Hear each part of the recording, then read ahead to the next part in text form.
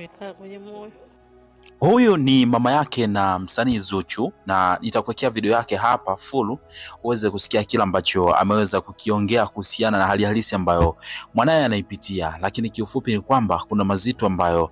hata mama yake na Zuchu kumbe alikuwa hayajui kwamba mwanaye anayapitia, na baada ya kuja kuyasikia hayo mazito ambao mwanae ameweza kumwambia, kiufupi amejikuta anaishiwa nguvu kwa mujibu wa yeye, na kuona unakushangaa sana kwa kiasi kikubwa kwamba alikuwa na ujasiri gani wa kuweza kupitia haya yote alafu na kukaa kimya bila kumshirikisha mama yake, kitu ambacho kimemfanya mama yake na Zuchu kuweza kushangaa kwa namna fulani hivi kwamba inakuwaje mtu anakuwa anacheka tunafurahi, lakini kumbe moyoni ameficha mengi ambayo mama yake ndio mtu pekee ambaye pengine alistahili kuwa mtu wa karibu kabisa na wa kwanza kuweza kuyafahamu na kuweza kumshauri jinsi gani ya kuweza kusolve hayo mambo. Sasa before sijaweza kukuwekea hiyo video clip uweze kumsikia hapo mama yake na Zuchu akiongea kwa huzuni zaidi, naomba nikukumbushe muda wangu wa maana kabisa. Hapa ndo mahali pekee ambapo mimi nitakuwa nakuletea updates nyingi zaidi. Kwa hiyo ili kutokukosa video zinazofuata, naomba nikukumbushe muda wangu wa maana kabisa kuonyesha upendo kwa kubonyeza neno subscribe hapo chini ya hii video. Baada ya hapo like video, kisha kwenye comment section